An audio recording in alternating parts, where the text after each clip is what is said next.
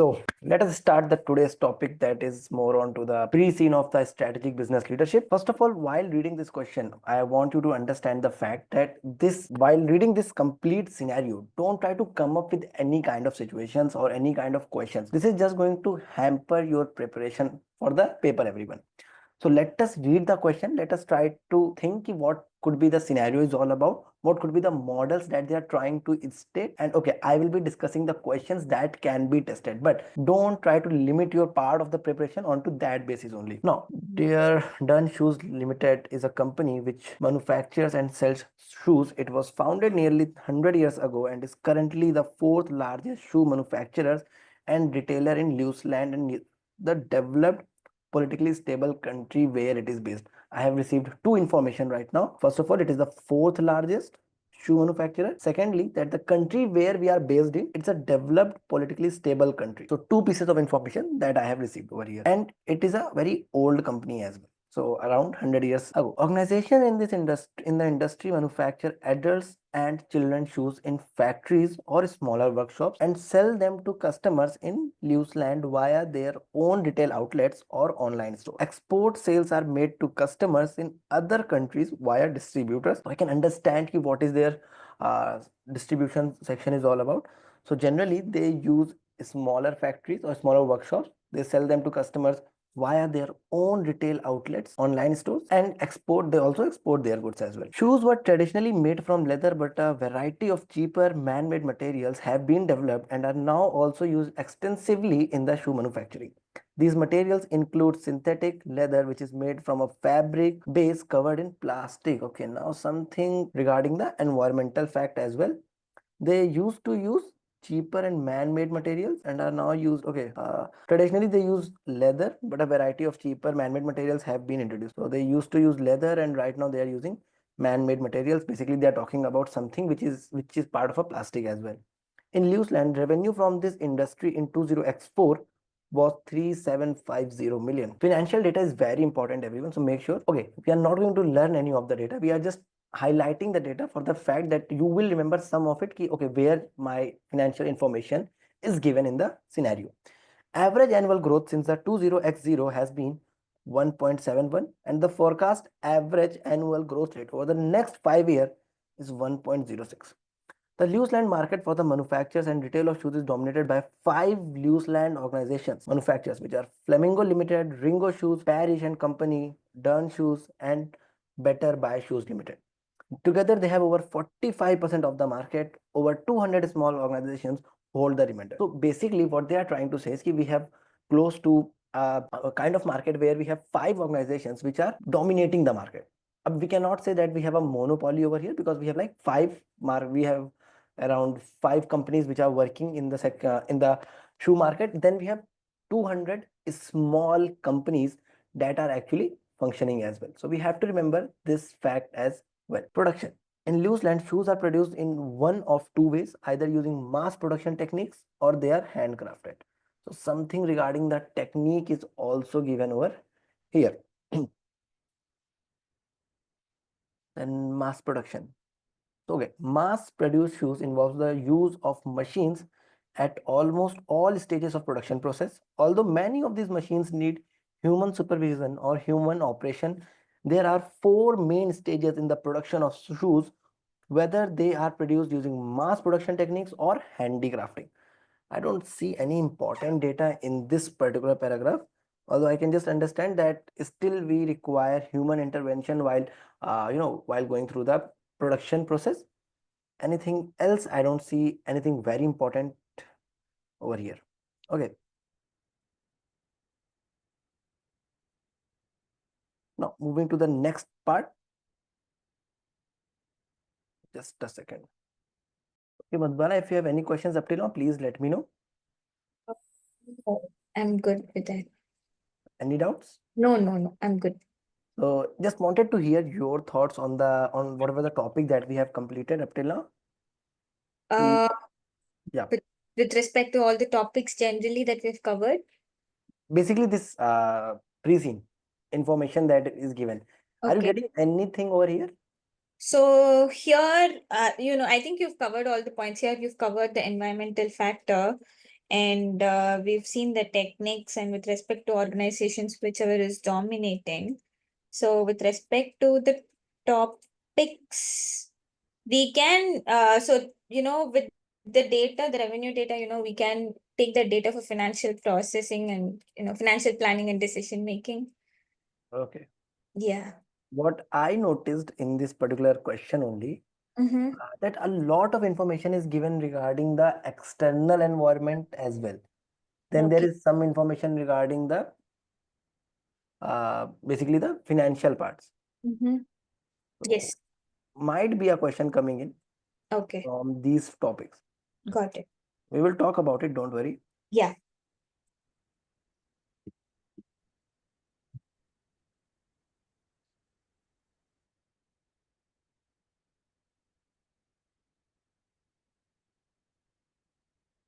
Okay, so if we have to talk about what is the summary of the topic that we have covered, we talked about four key things, everyone. First of all, we talked about the industry context in which we talked about that Lucyland shoe manufacturing company.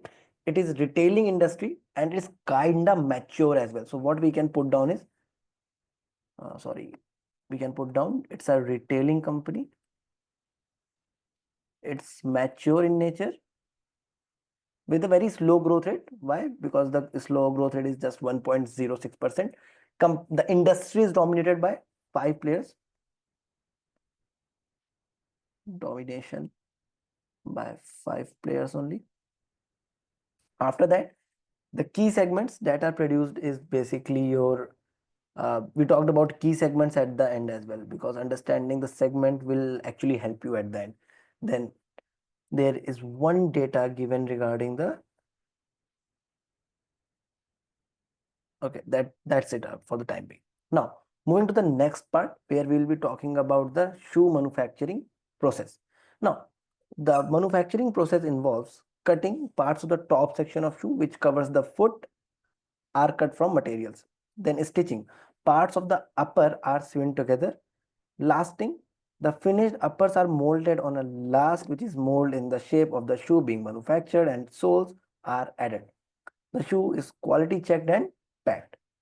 Loose land based manufacturers traditionally produced all their output in loose land. With the advent of mass production techniques and the development of man made materials with over 20 years. A number, okay, 20 years. A number of other countries have expanded their shoe manufacturing industry to take advantage of lower production cost. Okay, this is another important fact which these countries offer. Some loose land based manufacturers of mass produced shoes have transferred some or all of their production to third party manufacturers in these countries. Okay, one important aspect that we have to understand over here is advent of mass production techniques and development of man-made materials. Man-made material, basically that plastic material. Over the last 20 years, a number of countries have expanded their shoe manufacturing industries and to take the advantage of the lower production cost which these countries. So it is not just talking about loose land, but other countries as well, everyone. Okay. Handcrafting. Handcrafting involves the same four stages as mass production, but the shoes are produced using skilled labor to carry out by hand some or all of the tasks performed by machines within the mass production environment.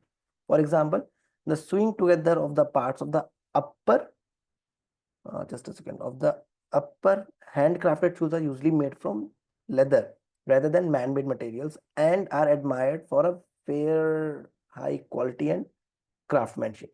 They are more expensive to produce than the mass produced shoes, because basically if you are producing something from a machine, generally you get economies of scale and you get things cheaper. But over here, this is not happening, everyone. Okay, because of both the high quality of leather and the high proportion of skilled labor used in manufacture. They are therefore sold at a higher price than the mass produced shoes. The production of handcrafted shoes has not been transferred to the third party manufacturers in other countries and they continue to be manufactured in New Zealand. So basically, you are not outsourcing, basically, you're sorry, not outsourcing, you are not transferring the production of handcrafting shoes to a third party. Why? Kind of a reason what I can think is basically you need skilled labor for that, and that cannot be produced by all of the countries around. Okay, Now, types of shoes. There are currently 4 types of shoes manufactured and sold in New Zealand. Okay, first of all, we have a formal shoes, then we have formal, which is handcrafted smart shoes for adults made of leather. This is the expensive one, I guess.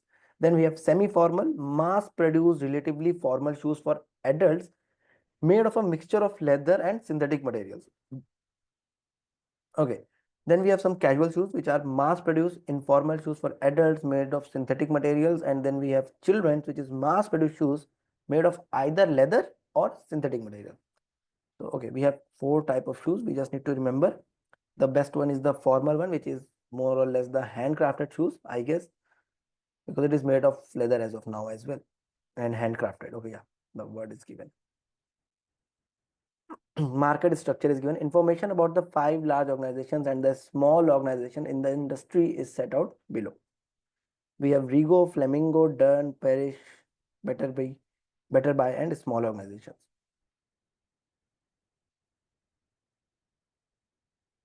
Wait just a second.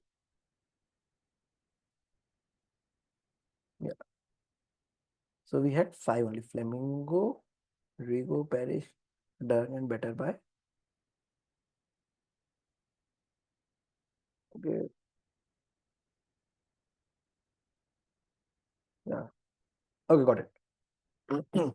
Now, basically, remember everyone, actually what I was checking is ki my company is Dern. Okay, I forgot what was the name of my company. We have Rigo, Flamingo, Dern, Parish, and Better Buy, and small organization. So most of the companies go, Rigo goes with mass production, Flamingo goes for mass production, then we have handcrafting and mass production, Parish goes with handcrafting, Better Buy goes with mass production, small organizations are there. Good quality casual shoes, low quality casual shoes, and children shoes, good quality, all 4 type of shoes. Okay, my company produces good quality, all 4 type of shoes. Good quality formal, good quality semi-formal shoes, and children shoes, all types. Okay, target market is 18 to 30 years old, adult and children, adults and children, adults and children. Okay, price point: high, low, medium, high, low, medium, high, medium, low, various. Share of New Zealand market in 20x4, it is close to 9.4 for my country. Okay. So we have received a lot of data regarding my company. And if you look over this data, I can understand one fact that right now we are the 4th largest manufacturer. You might have a question, why 4th largest? Because I don't know about these smaller organizations. So this will be the first rank, this will be the second rank. Let us give third over here, and 4th is done shoes. We have a mixed production. We produce formal handcrafted in New Zealand and other mass produced shoes as well. Then if you talk about any other data that we have, our price point is somewhat in the medium section. Now, talking about sales channels, 85% of the revenue earned by New Zealand shoes manufacturers come from sales made in New Zealand, where they sell directly to customers through their own branded retail outlets and their own online stores. Okay, they use their own branded retail outlets and their online stores. Revenue from selling through retail outlet offline was 2260, approximately 60% of the total industry revenue. Revenue from online sales as a proportion of total sales revenue has been increasing over the last 10 years. Okay, online sales increasing from last 10 years as a proportion of total sales, and currently stands at approximately 25%. Organizations with an online offering do not make online sales outside New Zealand, delivering to New Zealand addresses only. Historically, the New Zealand industry has had an excellent reputation worldwide for the quality of its products. And so for many years, a proportion of New Zealand manufacturer shoes have been exported.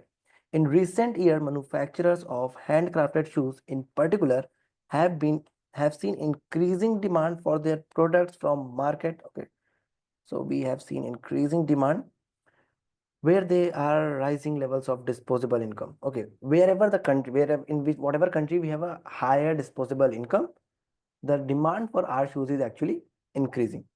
15%, that is 564 of the revenue earned by New Zealand based shoe manufacturers in 20x4 was from export via distributors predominantly of handcrafted shoes. Okay, this is important aspect.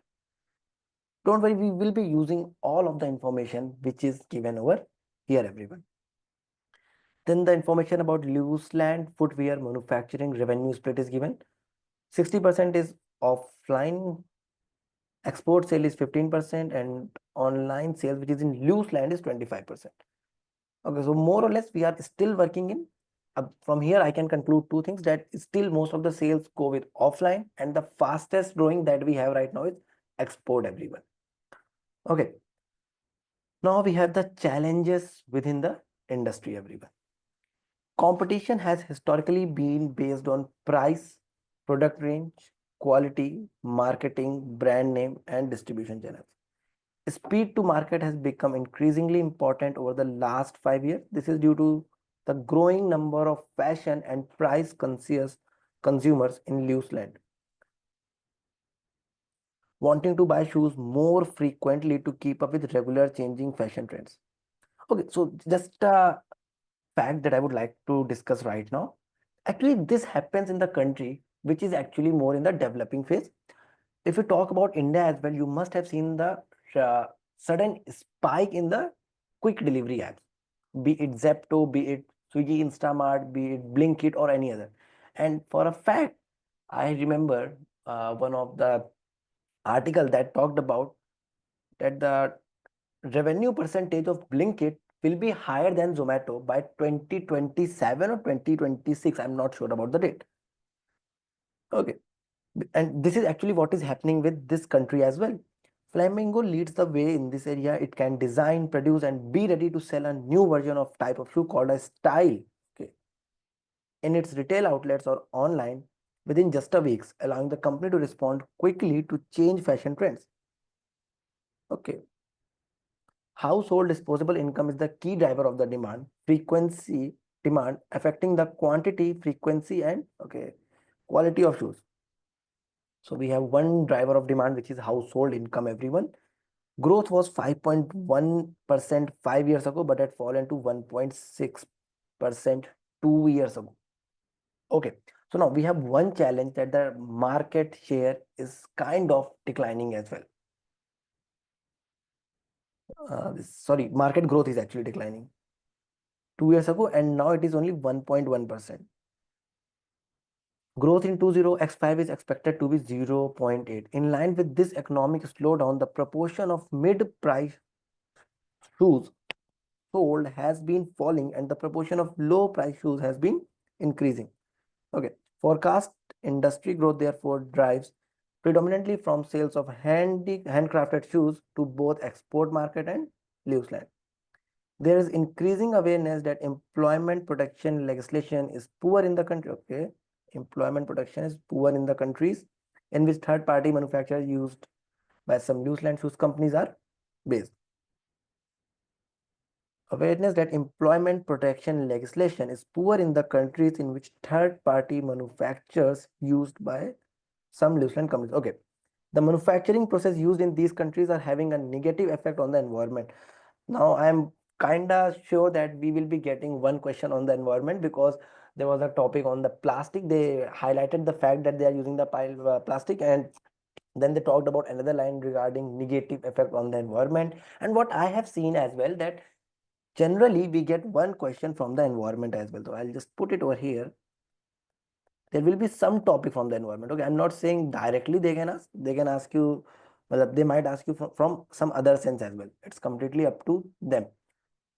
Okay, or what I feel is they can ask you for a strategical analysis over here as well. I'll discuss why. Just let me complete this para.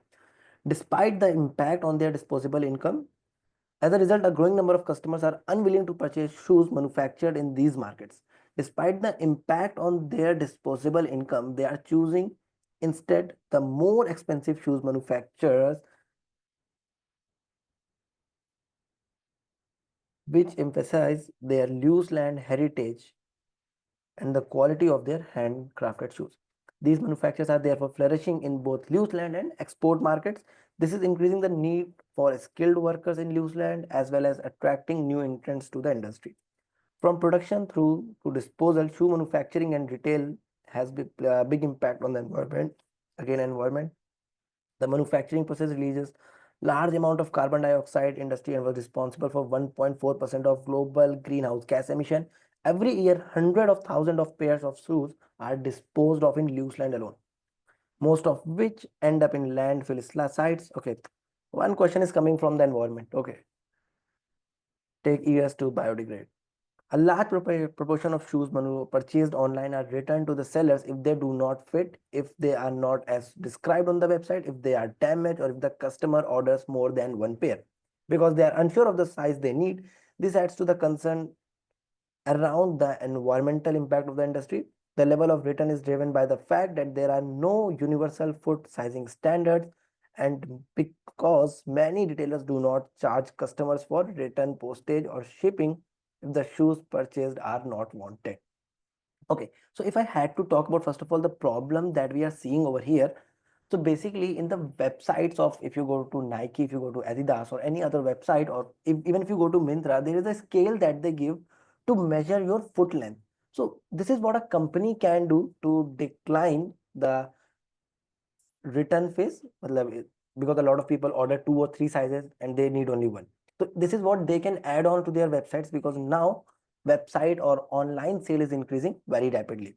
Now if I talk a little onto the strategic part, and let's say I'm applying, for the time being I'm applying uh, pestle.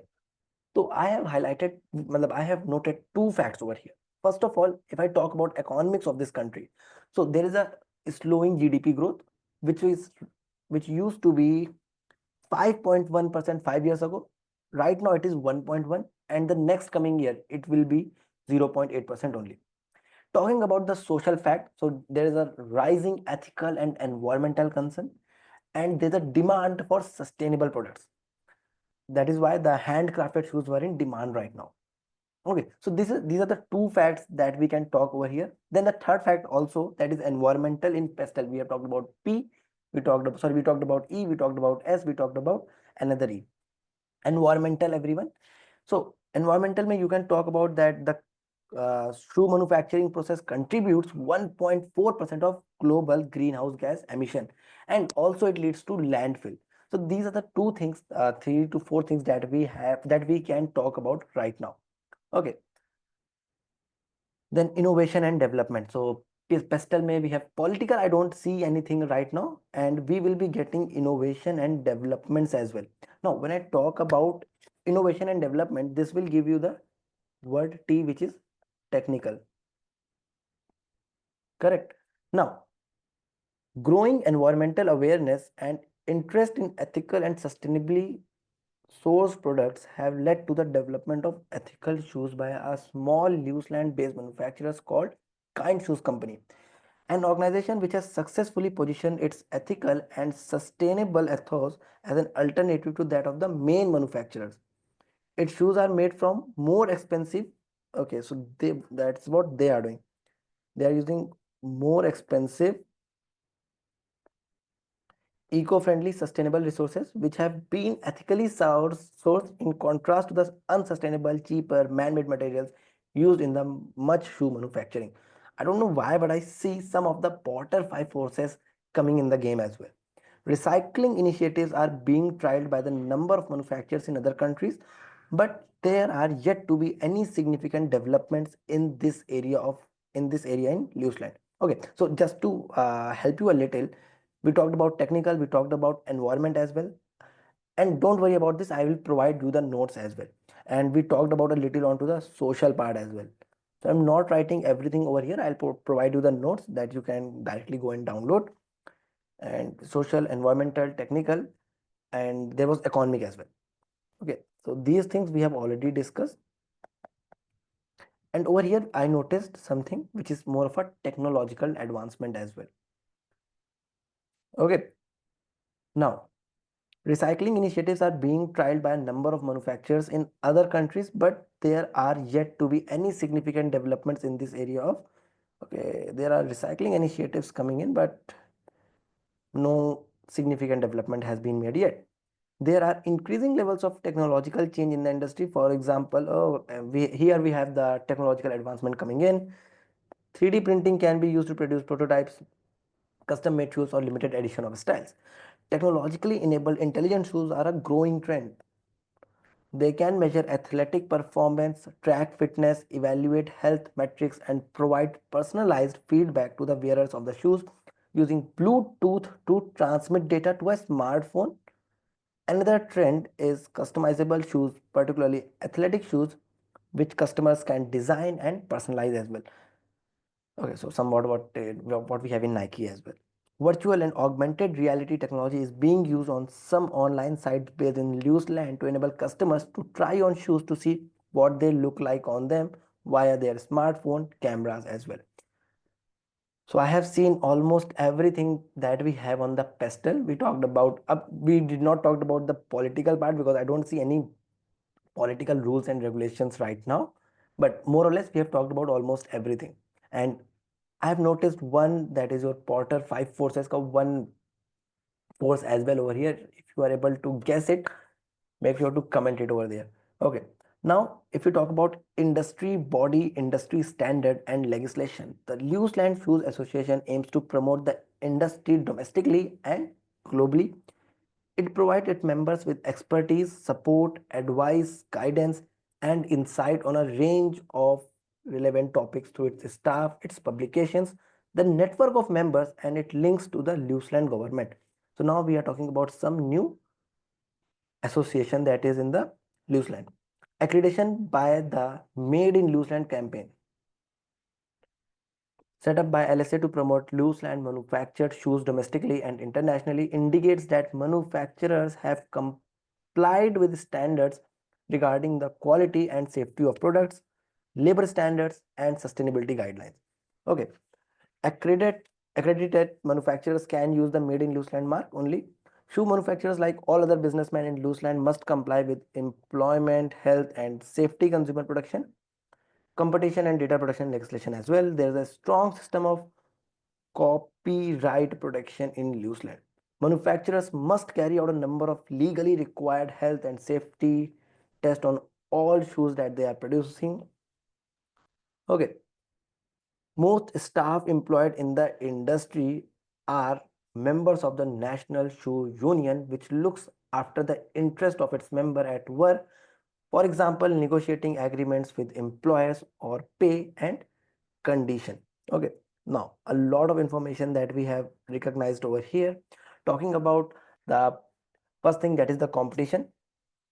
So competition is kind of high as well because of the price, quality, speed to market that we talked about in one of the above paragraphs. Okay, and what we have noticed is that Flamingo leads fast fashion and Rigo dominates the casual market. Okay, how I got to know? Because from the data over here. Okay, Rigo is in the casual shoes, Flamingo is on the casual children and low quality shoes. After that, talking about any other thing, that is the buyer's power. If you talk about the buyer's power over here, so buyer's power is kind of high because they are very price sensitive and more or less they are very much influenced by the culture as well. So these are the two things that we have uh, collected from all the points up till now. Then there is an increasing trend of the new kind of shoes as well. Okay, so innovation is again something that we have to work on. If we talk about industry body, industry standards and legislation, I don't see right now. If we get something to join up in the coming part, we will talk about that as well. Now we have the information that from which we might be getting some of the questions. Okay, Dunn Shoes Limited. Dunn Shoes Limited was founded nearly 100 years ago by Dermot Dunn. Over the years, it has built a reputation for reasonably priced. Okay, historically, we have reasonably priced, well-made shoes for adults and children. It was one of the first organizations to be awarded MIL mark for its formal type of shoes. Until 15 years ago, all of the Dunn manufacturing was based in a town called Lane in the southwest of Luseland. At that point, the company decided to transfer most of its manufacturing to the country of Totland, retaining one small factory in Lane to take advantage of significantly lower production costs. X Company Limited, or X Company, one of the Totland's largest shoe manufacturers, produces shoes for Dunn in that country. Dunn's head office, the smaller factory, and its warehouse are still in Lane. It is one of the main employers in the area. Okay, now I guess we have received one more thing over here, that is the supplier power, because we have a very high dependency on X Company, which is the largest shoe manufacturer as well. So there can be some quality risk, and we have a strong dependency on X for the time being. Okay, now coming to the ownership of done shares is split as follows. We have the founders family, which is 70%, directors 15%, employment 10, other 5. Although the majority of shares in Dun are owned by the founders family, none of the family are on the board or have any involvement in the management of the company. Now, talking about this thing, now from here, I feel that we will be getting some point on the governance as well. Okay, so talking about the governance, first of all, actually, this is one point that majority of shares in are owned by the founders family. None of the family are on the board or have any involvement in the management of the company. Okay, Dun is not listed on the Loose Land Stock Exchange, but governance arrangements are consistent with a good corporate governance. Okay, they are stating good corporate governance, but this is up to us that we have to check whether they have the good corporate governance or not. As a non-listed company, the directors made the decision not to have audit committee, nomination, and remuneration committee. Okay, I don't think that it is a good corporate governance not to have a audit, nomination, and remuneration committee. Okay, so there are no formal committees, which is not a good thing. Okay, there is an internal audit team which reports to the chief finance officer. So the internal audit team is reporting to the chief finance officer, which is again not a good thing, because see, this will this does not prove any kind of independence to the internal auditors. So I don't see independence over here.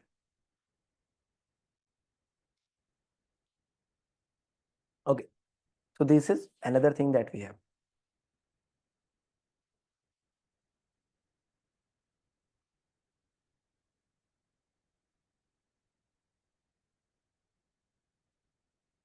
Let's talk about the key stakeholders. And when we have the key stakeholders, high chances that there can be a question from stakeholder analysis. And it is one of a key topic as well, believe me. There can be a question coming in from the stakeholder analysis. I'm not saying, although I said in the start of the lecture, don't worry and don't think about what can be the questions, but what can I do as well? I'm just a student who has already passed the paper. Okay. So key stakeholders are shareholders, staff, which is head office, factory, warehouse, retail outlets. Then we have customers, third party manufacturers, distribution partners, suppliers, bank, trade unions, and Loose Land Shoe Association. There are high level of loyalty, commitment, and satisfaction among done staff. Staff turnover is very low, which is a good thing, everyone. It is not. The relationship between Dun and X company was very positive, but over the last 2 years, there have been a growing number of issues with the quality of the output from its factories. Okay, that's what we talked about as well. Suppliers power. Because there have been a number of issues regarding the quality of the company. Quality checks carried out in Loose Land have highlighted poor production quality and the number of returns from the customers. Okay, so one thing that we can talk about over here is quality checks carried out in Loose Lands have highlighted poor production quality, and the number of returns from the customers due to faulty shoes produced by X company has been slowly rising as well. So now the production by the X company is not up to the mark. This is what we can say right now. Delays in the dispatch of orders from X company have also been increasing. So number of problems from the supplier that I can see right now. Now shipping between Totland and Dunn's warehouse in Lane is provided by DT and service levels are very excellent. Okay, so this service is provided by another company called DT, and the service is quite good. Now we have board and organizational structure. I feel that governance will be another topic from where we can get a question. Now we have executive chair, we have non-executive director, then chief executive officer, then we have non-executive. Then we have chief financial officer, chief operations officer, chief commercial officer, chief production officer. Information 1, 2, 3, 4, 5, 6. I guess that all of these will be the part of your executive directors. So we have 6, 7, and 8 executives. Okay, although the board is supposed to be independent, sorry, the chair is supposed, and the board and chair both are supposed to be independent. I don't see independence over here. Okay, executive chair, we have the leadership of the board, good governance, and specific strategic initiatives. Okay, now, first of all, if we just go back a little and talk about the key stakeholders, because I guess we haven't talked about it from a long time. So we have a declining quality which threatens the customer trust. Then staff loyalty is kind of high, but still there may be a need of upskilling or digital innovation, because we are getting some new quality, or the sorry, new kind of shoes, which is innovative shoes as well. Okay, then shareholders are 70% family owned. The company is 70% family owned business, but lacks board representation as well. So this is one thing that the company might have to work as well. Okay, now if let's say there is something from the change part of the company, so you might, or you can talk about the technological advancement, and there can be some resistance to the new innovation which is coming in. Okay, now talking about this part, we have the executive chair, which talks about the leadership of the board, good governance, specific strategic initiatives. The chief executive officer, which is the execution part of the executive team, implementing the decision of the board, effective implementation of a strategy. We have the CFO, responsible for financial strategy, internal and external financial reporting, and risk management. Chief operations officer, which is factory and warehouse in Newsland, relationship with outsourced partners, retail outlets, e-commerce sales, and business development by the chief commercial officer.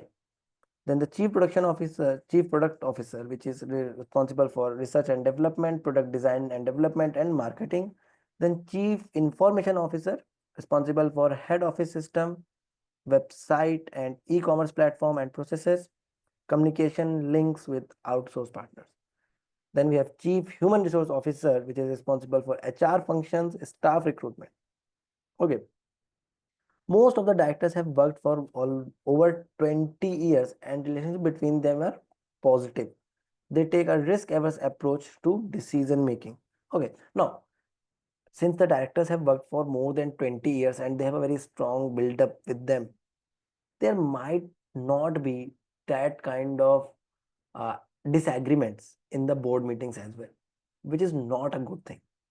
That is one of the reason why there is we are in the good corporate governance, we are supposed to keep on, or we are supposed to have a remuneration committee that keeps on sorry, I'm saying remuneration, we are supposed to have a nomination committee that keeps on nominating new directors after some years. Okay, done as a functional top-down hierarchical structure with clear chains of command and formal lines of communication, responsibility, and authority. Processes are well defined and they focus within the companies, ensuring that day-to-day operations run efficiently and effectively. The organization is divided into departments such as finance, purchasing, business development, human resource, IT, and customer service are in Dunn's head office. The warehouse, factory, retail outlets form 3 further departments. The managers of each department comprise the senior management team and report to the members of the board only. Products. They sell 4 types of shoes. Formal, semi-formal, children's shoes have been manufactured for many years, and casual shoes have been manufactured for just 10 years. So they have another new product as well. Okay, all are made in total land by X company with the exception of formal shoes which are produced in Dunn's own factory in Newsland. Okay, then we have the details of the different, okay, Dunn produces 20 different styles of each type of shoes. These styles are reviewed on an annual basis and updated for any changes in fashion, such as color or height or heel.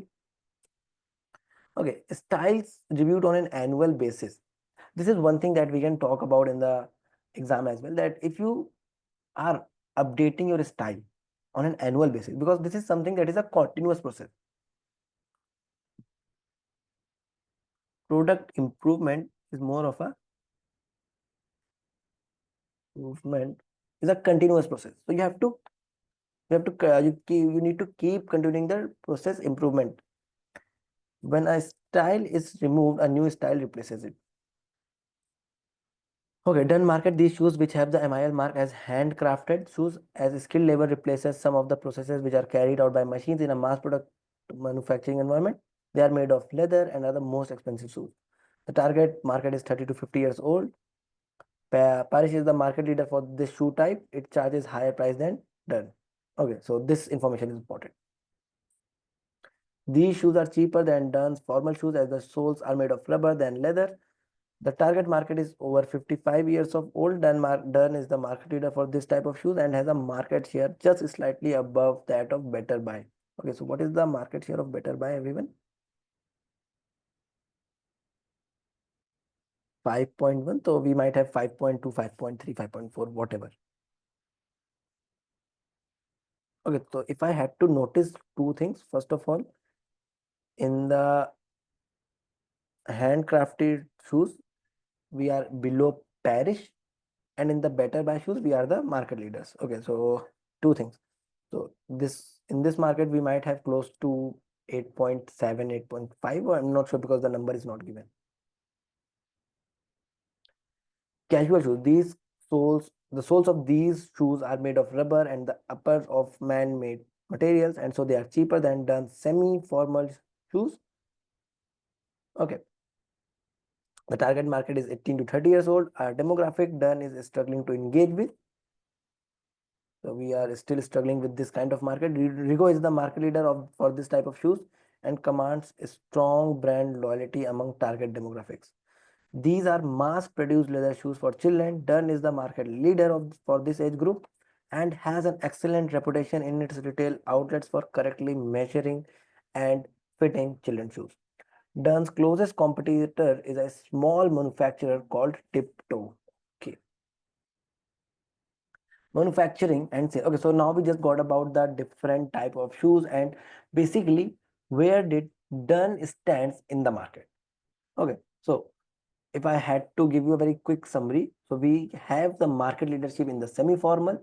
We get the highest margin in the formal shoes, but we are not the market leader. We are second to the market leader. The casual shoes is the one where we are still struggling in. In the children shoes, we got a new competition named Tiptoe. Okay, so this is all about the detail that we have received up till now. Now, talking about the manufacturing and sales process. 15 years ago, Duns closed all of its manufacturing facilities in Luseland except for one factory in Lane. It continues to manufacture its formal shoes in this factory and carries out its research and development in Luseland too. Okay, 15 years ago, we closed all the manufacturing in Luse. We just have one factory that is in Lane. Okay, most of the Duns output is sold through 75 retail outlets which are in towns and cities throughout Luseland. Dun has an excellent reputation for high level of customer service within these retails, and this is one of the main reasons for the organization's success. The company has no retail outlets outside Luseland and does not export.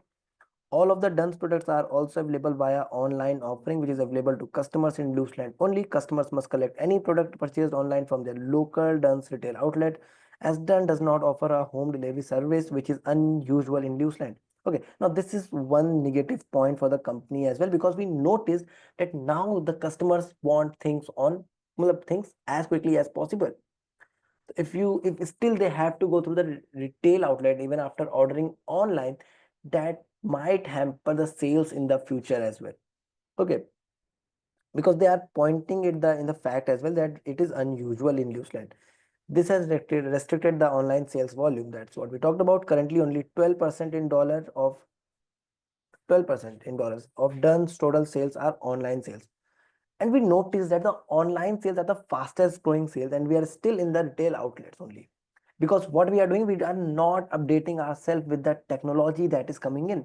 So this might be one big negative point that the company has. The stages which dance shoes go through from the design to being sold in retail outlets are given. First of all, we have the research and design, create, last and produce prototypes, laboratory test. Over here, they can apply some technology because we talked about in the technology part that we have some 3D printer or something like that. Then we have manufacturing process. Some stages are carried out by skilled labor, quality check, transfer to the Luseland. Machines used at all stages, shipped to Luseland, quality check. Pick items for retail outlets, orders and customers' online orders and pack them for dispatch to retail outlets. Distribute to retail outlets, sell to retail customers, enable collection of online orders. Okay, so this is their technology. or the supply chain. This is basically there. This part is basically their supply chain. And I feel that this supply chain where they have to order online, they go to the retail and the customer has to go to, accept the order. That is not strong. The stage of the manufacturing process are set out in section 2. Okay, information system and use of technology. Head office has off the shelf finance and human resource system which have been in place for a number of years. The human resource system is fit for the purpose of current operations, but the board is aware that the investment will be needed soon in the new finance system. A new inventory system was recently introduced, but it does not provide the transparency that needs over its supply chain. So another problem that we can highlight over here, it shows visibility of inventory in retail outlets, but is only updated on a weekly basis for the rest of the supply chain. Done has made significant investment. Okay, another problem that we can highlight. Done has made significant investment in advanced manufacturing technology in its loose land factory. For those parts of the production processes not carried out by skilled labor, it has also invested in an automated picking process in the warehouse which selects inventory for its retail outlets. A manual picking process is used for online orders. Okay, again, this is what we can see that the might be the resistance coming in from the company to adopt the newer technology. But in a developing country, although we did not, there is nothing mentioned that whether it's a developed country or a developing country, but now you are having VR technology in the shoes and you still do not have a strong supply chain management, or you still do not deliver to the houses. And you noticed one thing, that the customers have something that is called, they are time conscious for the time being. It's a major drawback for the Dun Limited. There is an e-commerce platform which has relatively limited functionality. This has impacted Dun's ability to engage effectively with digital marketing. This is also an intranet which includes information and resource for staff and an area for staff comments. Okay, number of problems that we can highlight. Risk. The following risks are currently on the Dun's risk register: supply chain disruption, a potential economic downturn in loose land, Dun's limited online offering, product recalls, product quality issues, the environmental impact of the shoe industry, and the customer's reaction to it. Okay, so they do have a risk register, and I hope while going through the notes you remember what was the role of risk register. Then we have the mission, vision, and value of the business, financial and non-financial information. We have the market share. Okay, this is kind of good information. We have some financial information over here, and this is regarding Done. A market share, the revenue 9.9, 10.1, 10.2, then 9.9 and 9.4. There can be two reasons. First of all, there is an economic downturn as well. But if you are talking about economic downturn, still the company, the industry is growing, although the growth rate has gone down. The growth rate has just gone down, but it doesn't mean that my market share or the revenue should decline. There could be one reason behind the decline in the market share, that the company is not updating itself, or there can be the problem of the supply chain management. Gross profit margin used to be 24.2% and right now it is 26.2. The highest that it has gone to was 27.0 as well. Okay, so customer satisfaction level is declining. The reason is very simple as well. It used to be 8.4 and 8.7 in 2000. And even in industry average, it is 7.5. We are below industry average, everyone. The reason is very simple, that we can evidently talk about, first of all, the environmental impact of the business, because we are also in the rubber shoe manufacturing. Then the second could be the delivery time that we are taking. The third is the poor quality that we had somewhere in the middle paragraphs. The supplier was not providing up to the mark quality goods. That could be the reason.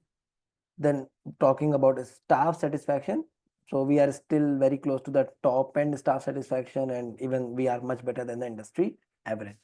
Okay, so now if we have to go through a little about the strengths, weakness, and opportunities threat for the company. Talking about the strength of this particular business, it can be, if I talk about, let me raise this part. If we had to talk about the strength of the business, So what could be the strength? First of all, the strong brand legacy of the company.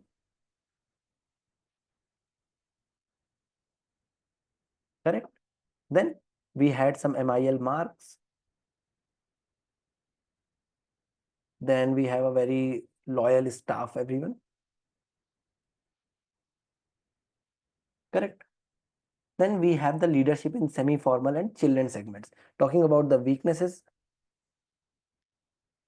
Now, when I talk about the weakness, we have an outdated IT system. First of all, my weakness is IT system, which is completely outdated. Then we have a very low online sales, and we rely on X company a lot, and our customer satisfaction is also declining. So these are the weaknesses. Don't worry, I'll put all these things over a note and I'll give it to you, everyone. Talking about the opportunities that the company will have. So definitely they can export handcrafted shoes, because if you notice, handcrafted shoes were in demand and we are very close to the market leader as well. So we can export handcrafted shoes. We can export eco-friendly shoes or eco-friendly lines, because now a lot of people want eco-friendly goods. They are very conscious about the environment. Also, there is one very big opportunity that the company should invest onto their IT system. They should work on their digitalization, and they should have a better supply chain management. They should opt for home delivery as well, because the customers are time conscious right now. Now, these about the weakness, strength, weakness, opportunity. Sorry, I forgot to wrote down opportunities. Talking about opportunities, I'll just put down one. We can just export goods, export handcrafted. Okay, we can export handcrafted shoes. We can invest in tech. I'll just put down these 2 points. Now, last point that we had was threats. So there were number of competitors coming in, if I remember, everyone. We had Tiptoe and some other competitions coming in. So threats could be like competition from outside. Then a lot of people are right now, what should I say, environmentally conscious. Correct. So there is a high reputational risk because of the ethical or the environmental practices. Now, coming to the last thing that could be, there is economic downturn, because we just saw that the shoe industry is declining, the growth is declining, and it can become negative anytime soon as well. So this was all about the pre-scene information that we have to check. We have received a lot of information about this company and this particular industry as well. We talked about yeah, there is one thing that we haven't talked about, that was your leadership considerations. What is about the governance? We actually talked about the governance as well. And one thing, that is the board of the company is kind of risk aversive, because there are very long tenured directors and there are no formal committees of the business. Then there is one major thing that we should talk about, is the stakeholders management, and there can be a question onto the stakeholder analysis as well. I don't if let's say the question talks about any recommendations that you might have to give, to talk about operational improvements that we can make. For example, we can introduce home delivery for online orders, which can boost up the digital sales, because it is currently, if you just notice, currently we have any data. Yeah, we have 12%. I remember there was some data given in the online sales as well. Yeah, currently only 12%, but if we talk about the industry, it is 25%. Okay, so this is one thing that you can talk about. Let's say another thing that we have is strategic initiatives. Okay, we can launch eco-friendly product line. We can expand the export. We can leverage the MIL mark to enter growing markets for handcrafted shoes. And we should also invest on the technology right now.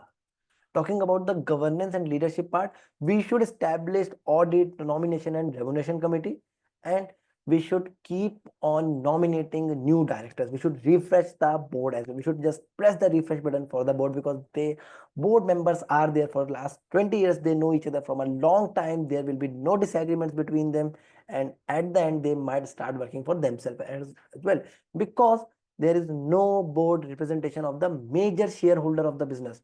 Okay, now talking about the risk mitigation, We should monitor the economic trends, because the shift market is shifting right now to more for money, value for money oriented segments. Okay, now we should proactively communicate ethical as well as environmental efforts to counter reputational risks. Okay, so now if I have to talk about what could be the different questions that can be tested everyone, so I feel there can be a topic on the environmental analysis everyone. You might have to use pestle or porter. Then stakeholder might be a key area that they will test. Corporate governance, another topic that can be tested. Okay, so these are the topics that I can hide, that I can understand from the data which is given over here. But now the information that you guys will be getting in the exam will be the key player. Okay, so thanks a lot everyone for watching the session. If you still have doubts, feel free to reach out to me.